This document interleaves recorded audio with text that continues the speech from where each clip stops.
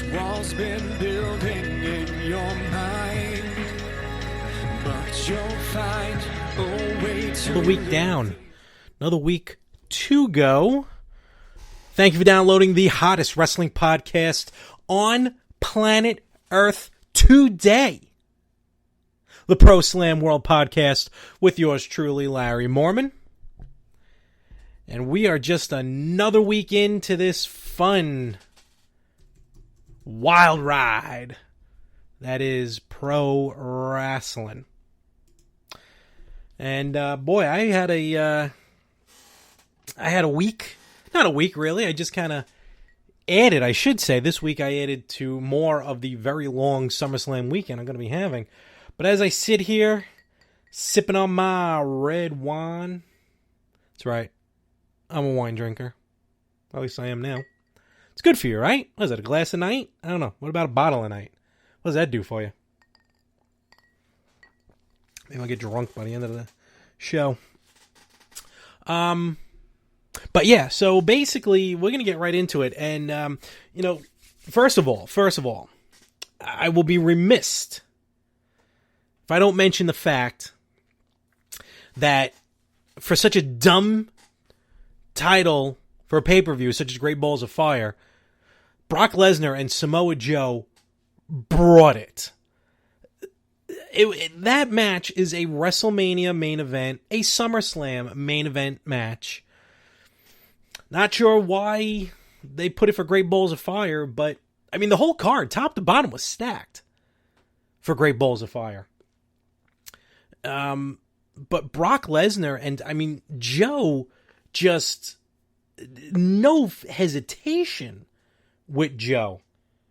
No backing down, no fear, no trepidation. You know, you see a lot of the guys who go up against Brock, they're not scared of him, but they usually maybe have like a little, like they kind of go in a bit cautious to Brock, because Brock is a monster. But Joe jumped Brock Lesnar before the match even started. Put him through a table, if I remember correctly, before the match started. I mean, Joe, this match, I got news for you. Even though, spoiler alert, even though Samoa Joe did not walk away with the Universal title, I think his performance in this match on a losing effort did more for him than would have if he would have won the Universal title. I mean, look, Samoa Joe was already on the map, but this just shot him into the atmosphere, into the stratosphere.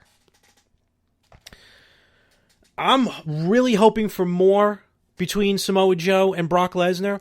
I'm hoping that Samoa Joe is used more in the main event spotlight. Him and Roman are going to battle this coming Monday to determine who will challenge Brock Lesnar at SummerSlam. And of course, here's a spoiler-free zone as far as, upcoming events and storylines and outcomes.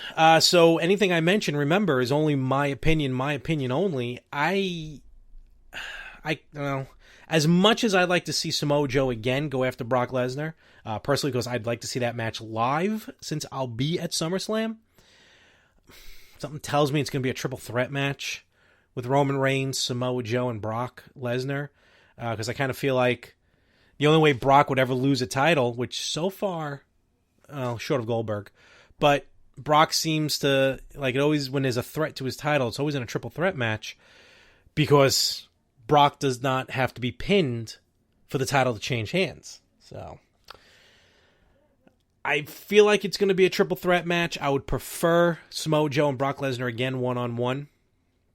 We'll find out this Monday on Raw. Also, as of the taping of this podcast, on Facebook Live, the WWE had introduced the 32 participants in the Mae Young Classic. I'm looking forward to that. It kind of drives me a little batty that it's about a month. It's a month delay because they're filming basically the tournament short of probably the semifinals and the finals. But they're filming majority of the tournament tonight and tomorrow at Full Sail. Where are we? July 13th and 14th at Full Sail. And the first, I think, 4 episodes? First 4 or 5 will be available on demand the end of August. And then the other 5, a week later, beginning of September, the finals will be live from Las Vegas about the second week of September, I believe. It sounds like they're going to do it after a taping of Smackdown Live in the 205 Live spot. So I don't know what that may bode well for 205 Live. I don't know. That may be bad news. But some good names in this tournament. Definitely go check out on the WWE Facebook page. You'll see the video of the introduction of all 32 women. I will tell you right now, I'm the name that was left out of this tournament. I mean, a group of competitors that's going to make this tournament very fun to watch, just as fun as the Cruiserweight Classic was last year. But Deonna Purrazzo, how can they not have her in this tournament? I mean, they've used her in NXT. She's been on Women of Honor. She's been over in Japan. You know, she's an absolute sweetheart. I met her recently at a convention. But I don't know why they would have left her out. I think that's the one, I don't want to say mistake, but just the one blemish on this tournament is that she's not in there. But we got, we got some women who were just in GFW, Impact Wrestling. I don't want to get too much into it because I don't know what's going to happen with the tournament. But the fact that Jim Ross and Lita are calling the tournament, that's going to make it fun to listen to. It's going to be fun to watch, fun to listen to. Curious where they're going to go with this. Are they going to go with they're not going to crown a champion, not like the Cruiserweights or the UK tournament. But they're going to get their own television show, women's television show. Is that going to take place at 205 Live? I mean, the Cruiserweights are already on Raw. I don't know. Maybe the women's division will be on SmackDown. It's going to be tough to tell because we're still waiting for the UK television show. So, yeah. Anyway, and I love the UK tournament. I love the UK wrestlers. In fact, the WWE just released the United Kingdom Replica Championship belt. So that's driving me nuts that I don't have that now or yet. But be on the lookout for the Mae Young Classic. It's going to be, in the words of Jim Ross, since he's calling it this year, it's going to be a slobber knocker. So be on the lookout. Speaking of women, nope, that's my other show, The Better Half. But speaking of professional wrestling women, so my SummerSlam weekend is jam-packed. I mean, I got tickets to all 4 shows. NXT TakeOver, Brooklyn 3. I'm going to SummerSlam with a great buddy of mine. I'll be at Raw and I'll be at Smackdown, all at the Barclays Center. This past Wednesday, though, and tickets go on sale tomorrow, at the time that this drops, goes on sale tomorrow, tickets for the various SummerSlam meet and greets. And, of course, if you were lucky enough to do the pre-sale, the pre-sale tickets for the meet and greets were on, like, the Wednesday. So I got on, and I got ticket to meet Sasha Banks, and I'll be meeting the more money, the more, what's the word I'm looking for? More bang for your buck, I guess. Alexa Bliss, Naomi, and Asuka. They have about 15 meet and greets. Each one is an individual ticket. So, but with that, though, they have all the champions, which just dawned on me this morning when I was thinking about it. Alexa Bliss, the Raw Women's Champion, Naomi, the SmackDown Women's Champion, and Asuka, the NXT Women's Champion. They're all for one ticket, which, again, great money saver. So at least I get to meet 3 of them for the price of one ticket. As you all know, I am a huge Alexa Bliss fan. She's almost, she's almost making it where she's probably my best overall between the women and the men. She's got the charisma. She's got the character. She's 5 feet of fury, for crying out loud. How can you not love her? But I have, now this is where I can use your opinion for those listening to the podcast. When I collect autographs, it's kind of funny. Depending on the mood I'm in is depending on what I want or how I want the autograph to go. Whether it's on like a baseball card, a magazine, a pop vinyl, something like that. Or just one of the 8x10s they have there. So with Alexa, I have her Muscle and Fitness Hers magazine when she was on the cover. I have the plaque that they sell on WWEshop.com commemorating her being the first woman to win both Raw and SmackDown women's titles. So I don't know which one of those to get autographed. Do I go with the plaque, have her sign right on the glass? Or the magazine, which I can put with the rest of my magazines that I have signed? That's what I've been juggling right now. And, let me know. Let me know what you think. Would you want to have a magazine signed? An 8x10 signed? She does not have a pop vinyl yet. Or the plaque. The Alexa Bliss plaque. So let me know. Let me get your thoughts and ideas. I mean, I got till her signing is the 18th of August. Sasha Banks is the 19th of August. And with her, I have her issue of, I think hers was also Muscle and Fitness Hers. So I have her magazine. I don't remember if she's a pop vinyl. If she's a pop vinyl, I may have to order that. I'm going to have to check that out. So if she's a pop, I'm going to get that signed because I already have some wrestling pop vinyls autographed. I got Brock Lesnar, the Bella Twins, AJ Lee, Kevin Owens, and I feel like there should be one more.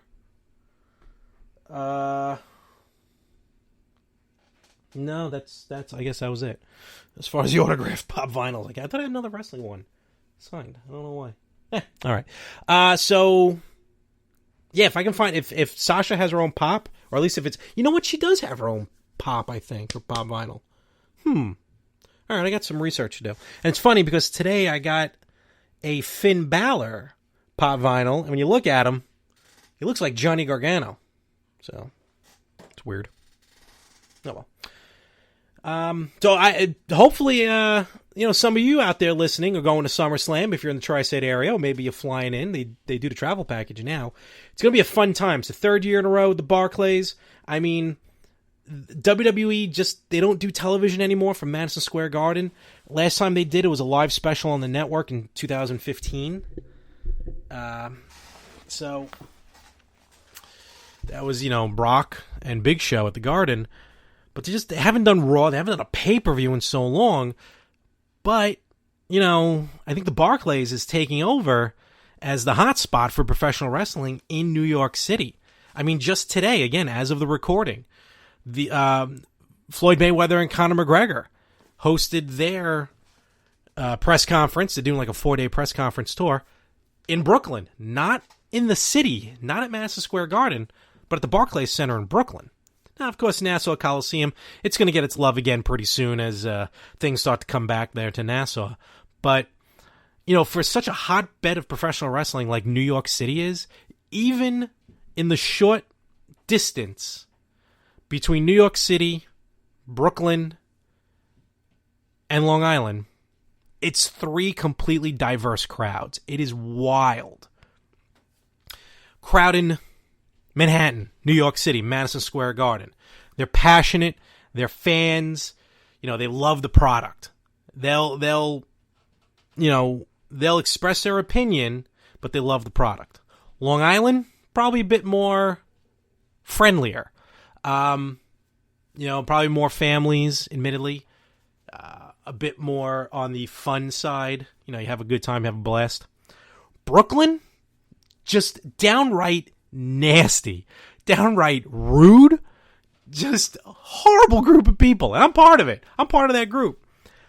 I mean, the last 2 years after SummerSlam and after Raw, I know Brie Bella went on Twitter, and so did Seth Rollins with the last 2 SummerSlams, just blasting the Brooklyn crowd. I mean, if you remember last year, SummerSlam, Finn Balor and Seth Rollins for the inaugural Universal Championship, and throughout 3/4 of the match, the crowd, us, because I was in there, was booing the title, the fruit roll-up title, the Universal Championship. No one liked the design of the belt, but the crowd took away from an amazing match between Finn Balor and Seth Rollins. And Rollins let everyone know on Twitter. He let everyone know the next night on Raw. So I find it funny. It's such a diverse crowd. With my travels, going to different WrestleManias, it's hard to, because I've been to many different arenas, many different stadiums, different shows, but it's hard to gauge those types of hometown crowds, like in Orlando, in New Orleans, in Dallas, in Phoenix, because the WrestleMania crowds are more like everyone's flying in for those. So it's a mix of wrestling fans, not necessarily hometown fans. But just watching TV, Chicago is a hotbed. I mean, they're electric. Philly, forget about it. And Royal Rumble is going to be in Philadelphia this coming January. Florida has a good crowd. LA's a hot crowd. Oh, you know what? I've been to 2 SummerSlams in LA. 2000. I want to say 2012 and 2013. I was there for those 2 SummerSlams because a buddy of mine, my co-host of the Retro Gamers, Anthony, he lives out in L.A., so I got to crash at his place as we went to SummerSlam. So L.A. was, and that was before they started doing the travel package. So that was that L.A. crowd, I can say, as a natural Los Angeles crowd.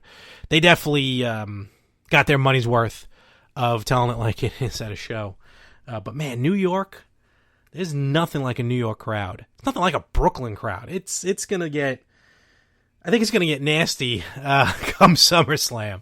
But it's gonna be fun. It's gonna be an absolute blast. Let me know if you're going to SummerSlam. Maybe I'll run into you. I got news for you. I'm gonna be there. I'm going to do my best. I'm working it out right now with Frank Mayer, one of the owners of Pro Wrestling Syndicate.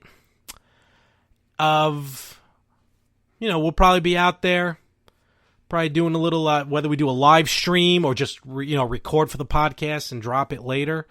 I got to talk to him because he's the one that pretty much got me this gig. But we'll see. We'll be there. We'll be at SummerSlam. And we're going to be Saturday night, September 30th, Metuchen? I'm not going to get it right. New Jersey for, you know what I'm going to say. Yep, Pro Wrestling Syndicate, Refuse to Lose, Vader and Sabu going one-on-one in a Dream Main event. Vader just tweeted out he'll be there September 30th. And in a match, actually, I say it, card subject to change, and it did.